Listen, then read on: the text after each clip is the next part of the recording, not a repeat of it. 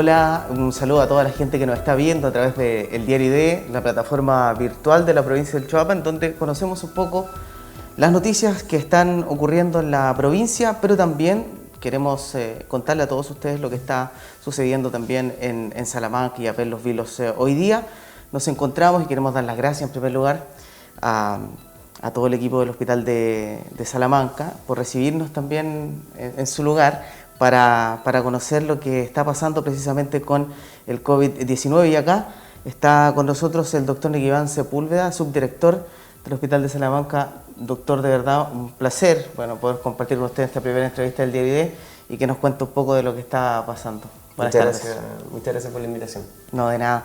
Bueno, todo el mundo más o menos vivimos una contingencia, todos los días sabemos, todos los días nos enteramos también de lo que está pasando en Chile, precisamente sobre el COVID-19. Pero queremos hacer una pequeña introducción para luego también hablar de este tema a nivel provincial. Consultarle en primer lugar qué es lo que es el COVID-19 para que la gente más o menos tenga una idea clara de esta pandemia que está ocurriendo. Bueno, el COVID-19 o coronavirus, más conocido, es justamente un virus en especial dentro de una gran familia de virus. ¿Ya? Esta familia de virus es la familia coronavirus. ¿Ya? ¿Qué significa esto? Que hay más de un coronavirus. Este no es el primero que vemos que ataca en forma de epidemia. Y también nosotros convivimos en forma cotidiana con el coronavirus, que hay otros grupos de la familia que generan patologías mucho más leves, ¿ya? En años anteriores han habido, como comentaba, otras epidemias por el SARS-1, claro, el MERS, que han sido también de índole mundial, ¿ya? Pero esta es la primera que logra traspasar fronteras de tantos países y logra afectar a tantos pacientes. Eso es por lo que se ha hecho tan conocida. Nosotros, como le comentaba, en forma común, nos vemos enfrentados al coronavirus. Hay otros virus de esta familia que generan resfríos comunes y que no tienen tasa de letalidad asociada, por lo que no son conocidos, ¿ya? Claro. Este coronavirus en particular que tenemos hoy en día, el SARS-CoV-2, como todos ya deben saber, se pesquisó por primera vez en China, ¿ya? Probablemente, según lo que se ha deducido de las investigaciones que se tienen, que son bastante acotadas a la fecha, viene del mercado de animales, ¿ya?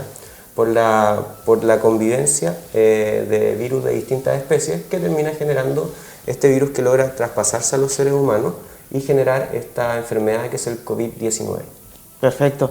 Los grupos de riesgo, se ha hablado mucho de eso. Nos gustaría también seguir insistiendo en esta información porque es sumamente importante para la gente que nos está viendo, doctor.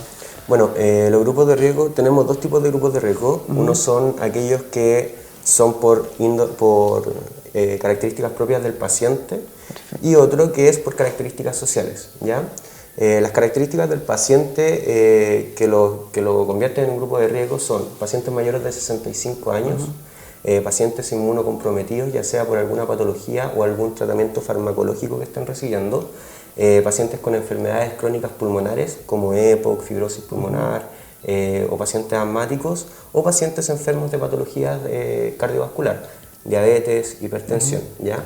Las embarazadas también se han englobado dentro de estos grupos de riesgo, más que nada porque se ha encontrado en algunos estudios aislados que el coronavirus pudiese llegar a producir en las embarazadas parto prematuro, ¿ya?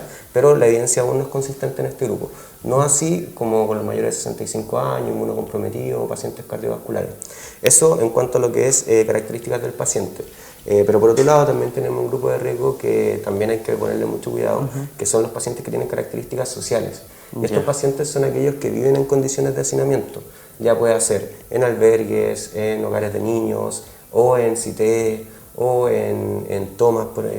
Ese grupo también es un grupo que se olvida un poquito, pero pueden presentar por las características de hacinamiento en la que viven, también como grupo de riesgo.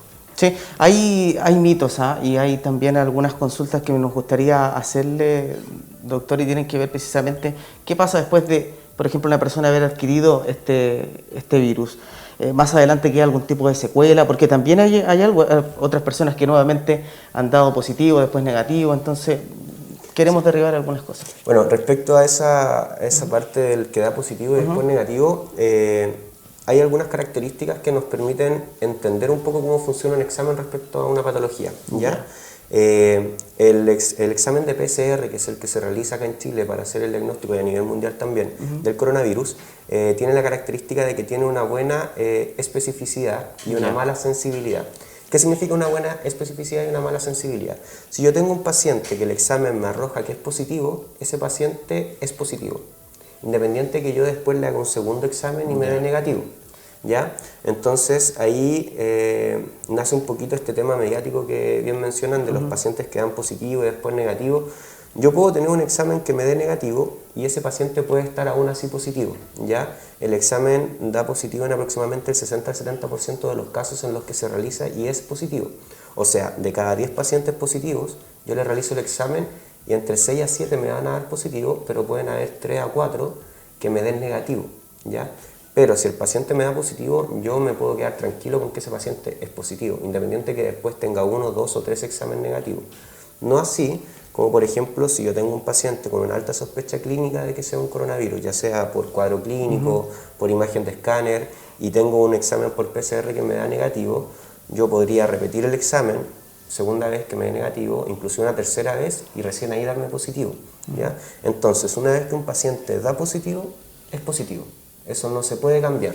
Un paciente me da positivo independiente de cuántos exámenes después tenga negativo, la conducta debe ser la misma. Ahora, si un paciente me da negativo, no quita que pudiese ser positivo, ¿ya? Que es algo importante por lo que hay que tener cuidado respecto a esto, porque al repetirse examen a veces el paciente le da positivo, después va a una clínica particular, se repite el examen, dice me dio negativo y sale a la calle, eso no se puede hacer. Ahora, por otro lado, también me preguntaba por las secuelas que pudiese llegar a presentar. Es muy pronto, digamos, para saber eso, porque sabemos que hay personas que recién se están recuperando, faltan estudios. Muy pronto, muy pronto. Lo que se ha visto un poquito en los estudios de casos que han habido ya en China y en Europa es que alguna de las principales secuelas que pudiese dar el coronavirus es a nivel pulmonar. Ahí estamos hablando de fibrosis pulmonar, pero aún no tenemos un tiempo suficiente para decir que estos daños van a ser permanentes en los pacientes. Sí se sabe que tenemos algunos grupos muy acotados, entre un 10 o un 5%, que pudiesen llegar a quedar con algún tipo de secuela a nivel pulmonar, un engrosamiento de las paredes del pulmón que pudiese limitar el intercambio de gases a posterior. Hay otros grupos que también han mostrado que pudiesen llegar a presentar algún daño en el parénquima renal, que pudiese transformarse en un daño renal crónico a largo plazo, o inclusive que ha aumentado en los pacientes recuperados de coronavirus las enfermedades cardiovasculares o accidentes cerebrovasculares.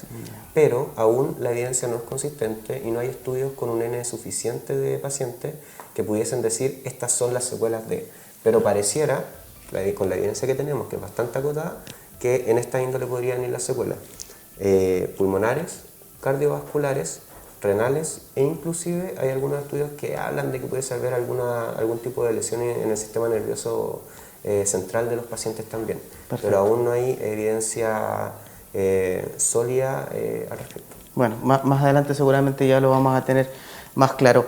Lo que sí también llama mucho la atención, doctor, y precisamente tiene que ver con el tema nacional, y lo vimos también en las redes sociales, insisto mucho en esto porque sale mucha información, ¿verdad? Sí. Muchas veces verídica y otras veces que no lo es, pero tiene que ver con, en este caso, lo que ustedes requieren para poder trabajar, los medios necesarios, ¿verdad? Estamos hablando de los equipos de protección personal.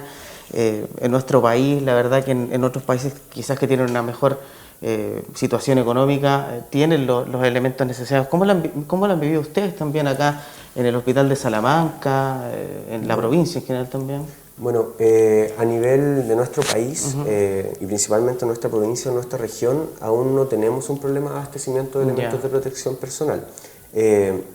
Sí se ha visto a nivel mundial que en todos los países han llegado en algún punto a tener escasez de elementos de protección personal.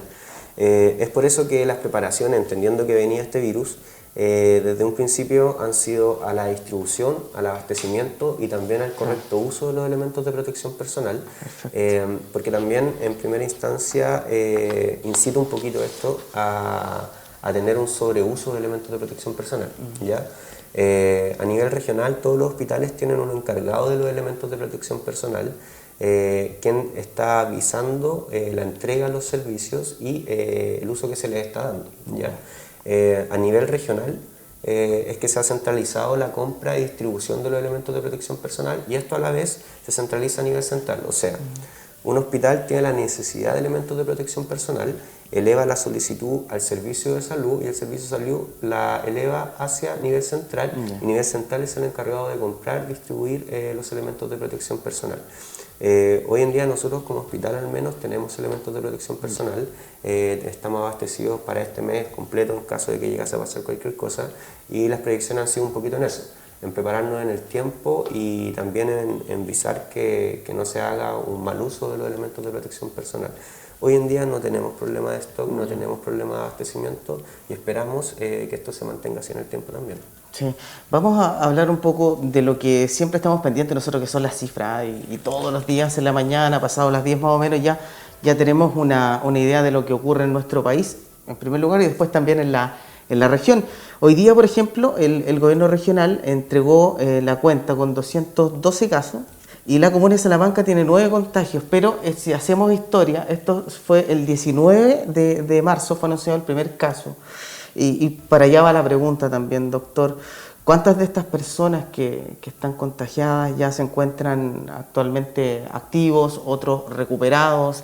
Para que nos cuente un poco sobre este tema. Bueno, como bien dice, llevamos 212 casos a nivel regional, y nosotros partimos bastante temprano con el primer caso. Claro. Bastante temprano. Muy fue sorpresiva en realidad para todos, ¿no? Sí.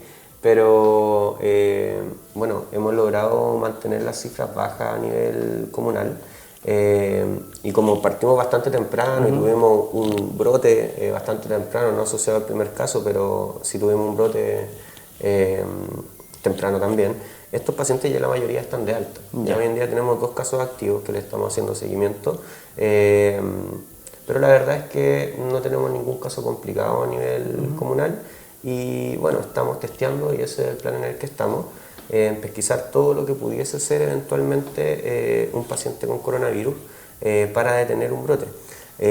La estrategia que tenemos, que estamos implementando hoy en día como región y como comuna, es testear a todo paciente que pudiese ser positivo, ¿ya? En base a eso tenemos 2 guías con criterios para poder testear o no. Tenemos una que son los criterios oficiales que han emanado del Servicio de Salud, pero también hay unos criterios que también están ligados al Servicio de Salud, que son los que se propone en la Mesa de Trabajo Social de COVID, que también son asociados al gobierno en la mesa conjunto que se trabaja. Nosotros nos hemos amparado bajo estos segundos criterios, que son un poquito más amplios, lo que nos permite testear y pesquisar un poquito más a los pacientes que consultan en el servicio de urgencia. Aún así seguimos con nuestros 9 casos, de los cuales, como le digo, tenemos 2 activos a la fecha, pero estamos esperando un poquito ahí, estamos expectantes. Sabemos que esto va a progresar, sabemos que vamos a tener más casos, es importante eso, y también entender que independiente de los esfuerzos que se hagan, no hay forma en la que nosotros podamos detener este virus.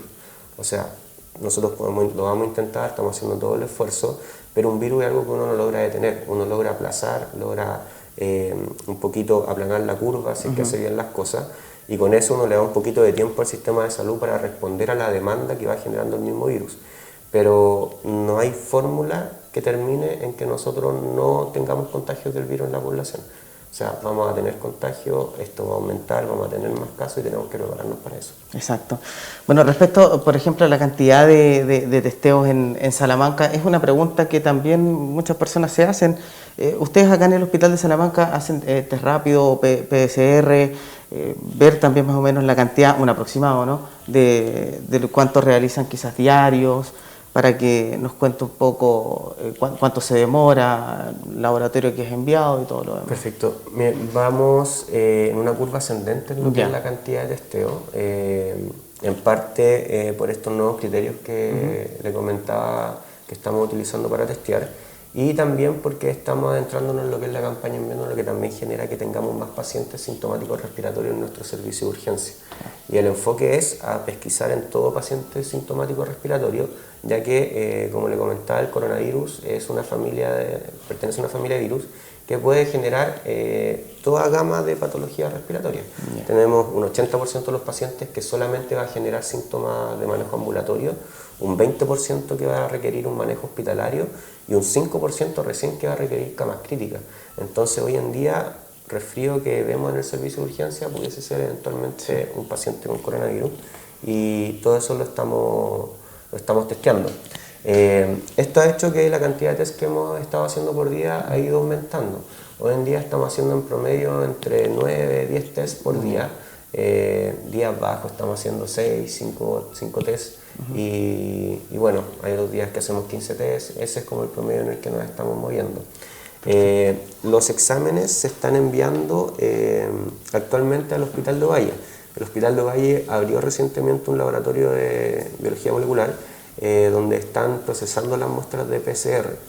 Actualmente en la región hay aparte otros 2 puntos donde se están realizando exámenes de PCR COVID, que uno es el laboratorio del Hospital de Ovalle, otro es SEASA, una fundación que hay en Coquimbo que se alió con el Servicio de Salud Coquimbo para implementar un laboratorio de biología molecular, y también la Universidad Católica del Norte.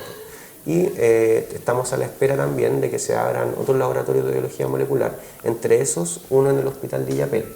Una vez que se abra el laboratorio en el Hospital de Illapel, nuestras muestras deberían ser procesadas allá, en el Hospital de Illapel. Hasta ahora estamos enviándolas al Hospital de Ovalle.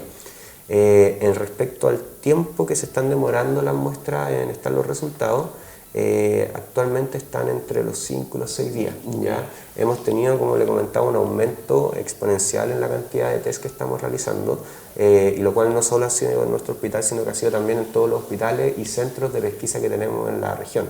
En la región tenemos más de 30 centros o puntos de pesquisa donde se realiza test de PCR, hisopado, que es el que le comento. Lo cual ha hecho que aumente la demanda del laboratorio y por ende han aumentado los tiempos de respuesta. Respecto a los test rápidos, disponemos de un stock de test rápido como hospital, pero la verdad es que los test rápidos no tienen asociado una utilidad respecto al diagnóstico, sino que más bien para ver inmunidad activada, por lo cual no es algo que estemos realizando a la población, ya que nosotros lo que queremos ver es enfermedad activa, y eso lo buscamos mediante el examen de PCR, ¿ya?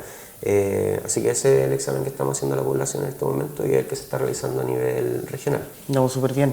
Sobre todo también de lo que va a venir. Seguramente los tiempos, cuando ya esté el laboratorio de Illapel terminado, que va rápido, en este caso ya sería mucho más rápido todo el tema del resultado, ¿verdad? De eso se trata.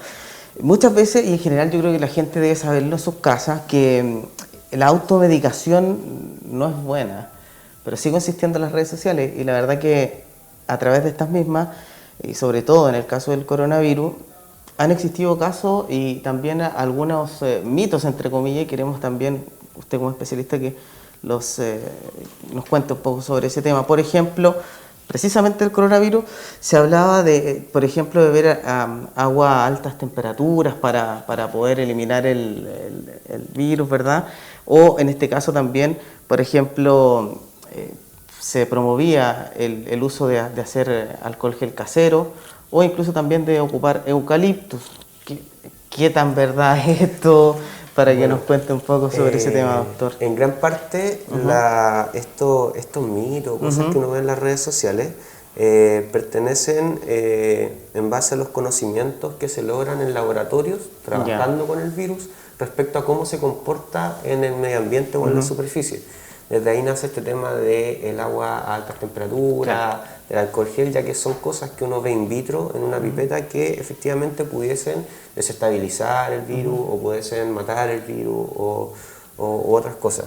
Pero la verdad es que, bueno, nosotros los médicos nos movemos en base a la evidencia, y la evidencia científica no respalda ninguna de estas acciones a la fecha, ¿ya? Lo que de hecho per se el coronavirus no tiene un tratamiento médico que yo diga esto va a curar o esto va a hacer que yo me contagie menos mediante un fármaco o alguna acción farmacológica. La principal herramienta que tenemos para enfrentar el coronavirus es el aislamiento social y el higiene, ¿ya? El coronavirus es un virus que se transmite por gotita, ¿ya? ¿Qué significa esto? Que si yo tengo a alguien a menos de 1,5 metros de distancia o tengo interacción con su saliva o su mucosa, yo corro riesgo de contagiarme, ¿ya? Las medidas de prevención del coronavirus van principalmente al aislamiento social, lograr disminuir la polución de gotitas de la boca y por eso las mascarillas, evitar las aglomeraciones de gente, promover el lavado de manos y la higiene del estornudo. O sea, si yo voy a estornudar, cubrirme la cara con las manos, lavarme las manos después de estornudar, lavarme las manos de forma frecuente con alcohol gel o jabón para eliminar el virus que pudiese estar en mis manos y también evitar llevarse las manos a los ojos o a otro tipo de mucosas que también fomentan lo que es el contagio. Acciones como beber alcohol gel, beber agua a altas temperaturas, el eucalipto u otro, la verdad es que evidencia científica hoy en día no tenemos, ¿ya? Y la verdad es que parecieran ser un poquito más simples las otras medidas que van más al autocuidado, que estas medidas que a la vez también pudiesen inclusive producir algún deterioro para la salud de uno. O sea, estamos hablando de quemadura, intoxicación u otro tipo de lesiones que pueden venir asociadas a estas medidas. Sí, bueno, sabemos que en nuestro país las cifras se han duplicado, todos los días también ya tenemos algo estable hace unas semanas atrás. Y viendo de esta manera cómo progresa en base al aceleramiento, ¿verdad?, de estas cifras en el país, y considerando, por ejemplo, también que a nivel provincial y Yapel en algún momento debiesen llegar ventiladores mecánicos, ¿cuál personal está, por ejemplo, capacitado para usar estos ventiladores? Una pregunta también súper interesante porque ¿cuál es el procedimiento? Se pueden preguntar todos ustedes sobre el tema de que en algún caso de algún salamanquino sea un paciente crítico. ¿Cómo se puede realizar este tipo de uso? Estamos hablando, ¿no?, del respirador mecánico. Claro. Bueno, los respiradores mecánicos pertenecen principalmente a camas de intensivo. ¿Ya? En esa línea, el Hospital de Salamanca, al ser un hospital comunitario, al igual que el Hospital de los Vilos, de Vicuña, con Barbalao, Andacollo, son hospitales que en su cartera de servicio no tienen una cama crítica. Y es por un tema de que justamente el ventilador mecánico requiere especialistas para su manejo, requiere un equipo de enfermería, kinesiología, médico, capacitado y entrenado en el uso de un ventilador mecánico. Hay que entender que el ventilador mecánico es una herramienta, pero si no tiene alguien que la comande, claro, es una herramienta que no podemos utilizar bien. En esa misma línea, nosotros tenemos acá en nuestra provincia el Hospital de Yapel, que si bien es un hospital de mediana que per se no tenía camas críticas, en el contexto de la pandemia se implementó un plan gubernamental que iba destinado a reforzar los hospitales tanto comunitarios, de mediana o de alta complejidad. ¿Qué significaba esto? Que en este plan del gobierno tomó todos los recursos que tenía, vio cuáles recursos podía complejizar, o sea, aumentar de complejidad la cama o cuántas camas podía abrir, ¿ya? A nosotros como hospital comunitario nos corresponde complejizar camas y abrir camas, pero a lo más a cama intermedio, ¿ya? Que son camas que si bien tienen mayores cuidados de enfermería o mayor uso del recurso humano, no alcanzan a ser camas críticas, ya que nosotros no disponemos de especialistas para manejo de dispositivos de vía aérea avanzada como un ventilador mecánico. No obstante, al Hospital de Yapel, al ser un hospital de mediana complejidad, el cual dispone de especialistas, a ellos sí se le abrieron camas críticas, ¿ya? Están en la implementación de estas camas y el Hospital de Yapel debería eventualmente abrir 4 camas de UCI, las cuales deberían tener ventilador mecánico, ¿ya? De todas formas, independiente de la disposición o no de ventiladores mecánicos en todos los centros, el gobierno también implementó un plan mediante una plataforma digital que se llama Hospital Digital de capacitación continua para el personal de salud, la cual es abierta, gratuita y está disponible con un plan de charlas, clases y simposios para todo el personal de salud del país. En esas charlas y capacitaciones se han hecho varias clases de lo que es ventilación mecánica, manejo del paciente crítico, nutrición, kinesiología en el manejo del paciente crítico, y también a la vez se implementó una plataforma online que es abierta a las 24 horas, donde uno puede hacer consultas respecto a pacientes críticos con coronavirus y es atendida por intensivistas, enfermeras y kinesiólogos especializados en el manejo de paciente crítico. Entonces, esa es la forma en la que se está fortaleciendo la red para hacer un buen uso en el fondo de los medios digitales y poder llevar los conocimientos de especialistas a lugares donde no hay especialistas, como por ejemplo en nuestro hospital, ¿ya? Por otro lado, nuestra red a nivel de Coquimbo dispone del Hospital de Contingencia Ovalle. ¿Cuál es el Hospital de Contingencia Ovalle? Es el hospital antiguo. ¿Ya? El hospital de Ovalle antiguo se venía programando el cambio de hospital desde el año pasado, o sea, desde hace mucho tiempo, pero el año pasado ya estaba la ejecución y finalmente se ejecutó este año el cambio de hospital en base a esta contingencia de la pandemia. Y secundario a eso se implementó el Hospital de Contingencia de Ovalle, que es en las dependencias del hospital antiguo, donde se contrató un equipo especialmente para recibir pacientes COVID, ¿ya? Y hoy en día nosotros derivamos los pacientes críticos directamente al Hospital de Contingencia de Ovalle. ¿Cuál es el mecanismo para presentar un paciente crítico? Está todo centralizado en la unidad de gestión cama. Nosotros tenemos que identificar el paciente crítico, estabilizar al paciente crítico, lo que implica si es que va a requerir ventilación mecánica, intubación, uso de drogas vasoactivas, conectarlo a un ventilador de transporte que sí tenemos como hospital y presentarlo al médico de la cama de intensivo o crítico. Una vez que el paciente es recepcionado, se gestiona con SAMU, si es que tiene disponibilidad de móvil, el traslado a este hospital. Si en algún momento nuestra región llegase a quedar sin camas críticas, como le comentaba, esto está centralizado a lo que es unidad de gestión cama. La unidad de gestión cama es una plataforma también del gobierno que tiene centralizada la disposición de camas críticas de todo nuestro país. ¿Qué es lo que está pasando hoy en día en Santiago? Santiago tiene una alta demanda de camas críticas y ya ha superado el 90% de ocupación de las camas críticas. ¿Qué significa? Que Santiago ya congestionó sus camas. Entonces, mediante UGC, que es la unidad de gestión cama, al identificar un paciente que requiere una cama crítica, se hace la gestión y se evalúa dónde está la cama crítica más acorde a ese paciente. Es así como ya se han derivado pacientes de Santiago a camas críticas de otras regiones. Ahora, todo esto, por supuesto, mediante transporte aéreo u otros tipos de recursos, ya que es mucho más difícil mover un paciente de una región a otra. Pero así es como se está articulando la red, ya que es imposible que podamos enfrentar esto si no lo enfrentamos como una sola red, unificar todos los recursos y hacer un buen uso de ellos. Sí, sabemos que ustedes como hospital están muy preocupados también de la gente y sobre todo que esto no siga subiendo los casos en Salamanca. Por lo mismo, queríamos consultarles sobre la pregunta seguramente que se hacen nuestros amigos a través de las redes sociales, que nos están viendo hasta ahora en fanpage, Instagram y distintas redes. ¿Qué debe hacer una persona, por ejemplo, cuando tenga algún tipo de confusión, algún tipo de molestia o síntoma? Tengo entendido que tienen habilitados unos números también que podríamos darlo a conocer, ¿verdad? Sí, justamente. Bueno, este tema del coronavirus ha sido un aprendizaje continuo, ¿ya? Y dentro de esas cosas que hemos visto y hemos tenido que tomar acciones ha sido que la población presenta una gran incertidumbre respecto a lo que es, a cómo se contagia y también qué pudiese generar y qué hago yo si es que yo pienso que tengo coronavirus, ¿ya? Claro. Fuimos viendo que sigan atochando nuestras líneas de teléfono, por lo que tuvimos que implementar una línea, bueno, 3 líneas en verdad a la fecha, de contacto directo para poder, para que nuestros usuarios pudiesen contactarse directamente con nuestro hospital, ser atendidos por profesionales capacitados y hacer sus consultas.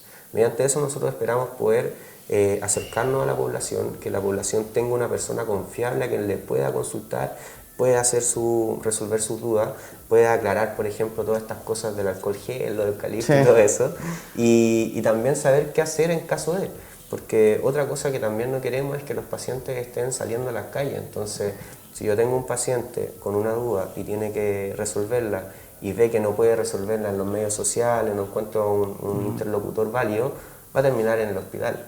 Y nosotros no queremos que los pacientes salgan de su casa, o sea, la idea es que todo se externalice en la mayor cantidad posible. Y por eso activamos estos 3 números, que son números celulares, como les decía, que están siendo respondidos por nuestros profesionales. ¿Se los dicto? Sí, perfecto, perfecto. Bueno, el más 569, 5785 5160, más 569 6204 0922 y más 569-7883-9771. Entonces tenemos a la fecha estas 3 líneas. Por supuesto, si es que vemos que la iniciativa logra tener una buena llegada con la población, se logra hacer un buen uso de estas líneas, tenemos la disposición de seguir aumentando las líneas para que efectivamente sean líneas que se pueda llamar no estén atochadas, se pueda tener respuesta y funcionen en forma expedita. Ahora, ¿qué es lo importante destacar de estas líneas? Que son líneas que están principalmente para coronavirus y para temas pertinentes y afines a coronavirus. ¿Tengo coronavirus o no tengo coronavirus? ¿Cuáles son los síntomas? Me parece que soy contacto de un paciente positivo. ¿Qué hago si soy contacto de un paciente positivo? Tengo un familiar o un conocido que al parecer tiene coronavirus. ¿Cómo puedo actuar con eso? Ese tipo de preguntas hay que hacerlas acá, ¿ya? Otro tipo de preguntas del hospital, no están las respuestas en esta línea, sino que tienen que ser mediante el FONOIS, que ya es de conocimiento público, debido a que este personal es personal clínico, no es personal administrativo. Entonces, personal clínico, profesionales de la salud, que están entrenados para responder respecto a coronavirus, no respecto a preguntas administrativas del hospital. Eso es importante igual destacarlo. Doctor, hemos tenido una serie de preguntas bien interesantes. Yo creo que también queremos reflejar lo que la gente piensa y quiere saber también, sobre todo sentir más cerca al profesional, y sobre todo para eso queremos también que usted ocupe los micrófonos del diario para que entregue una reflexión a las personas de Salamanca, a todos los habitantes del autocuidado. Siempre es bueno insistir constantemente en esto, sobre todo en lo que viene y en lo que estamos viviendo precisamente, en quedarse en casa. Nos gustaría también que le entregue un mensaje a todos ellos. Bueno, muchas gracias.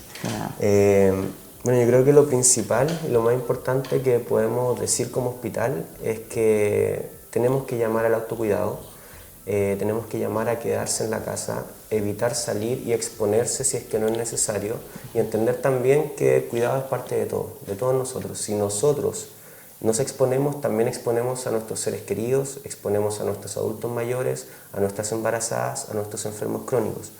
El llamado hoy en día y la única forma que tenemos para enfrentar este virus es a quedarnos en la casa, a cumplir las medidas que indica la autoridad sanitaria, cumplir las cuarentenas, cumplir las restricciones de tránsito en la vía pública, y así vamos a poder enfrentar este virus, ¿ya?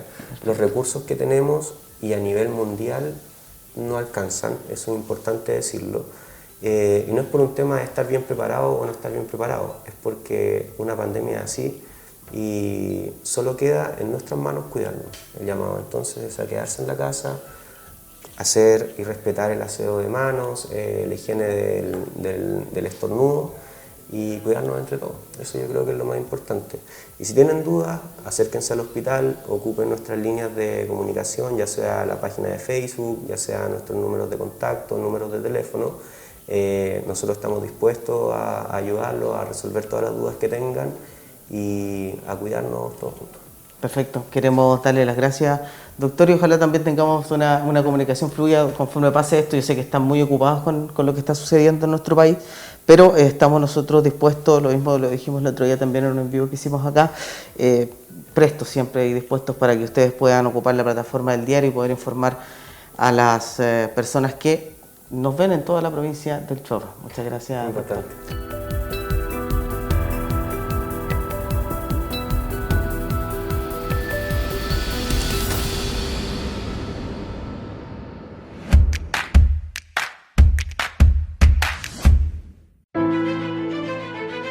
La vida nos ha enseñado a mejorar en pos de la modernidad. Utilizar y dar vida a la imagen de tu empresa nunca había tenido tanto sentido como hoy.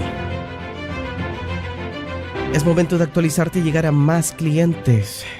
Ellos ya lo hicieron.